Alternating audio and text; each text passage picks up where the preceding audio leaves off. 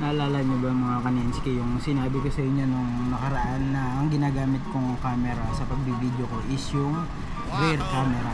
And ito yun. Nakikita niyo diba? Ngayon, hindi mo na kailangan tumingin dito sa harap. Dito ka na lang. Malaman mo na nakasenter ka sa camera. Wow! Pakita ko sa inyo. Ang kasama niya sa box is ito. Ito, kinabit ko lang tong magnetic. Kinabit ko lang yan siya dito sa casing ng cellphone ko. And ito siya, ang angas na. Lagayan pa siya. Ayan.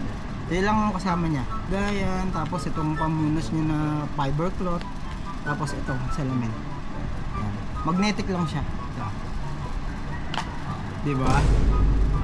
Kailangan mo to para gamitin mo yung rear camera ng cellphone mo. Kasi mas malinaw ang rear camera compare sa front camera. Kaya ano pang hinihintay mo? Check out mo na. Diyan lang yan sa may yellow basket. Bye-bye!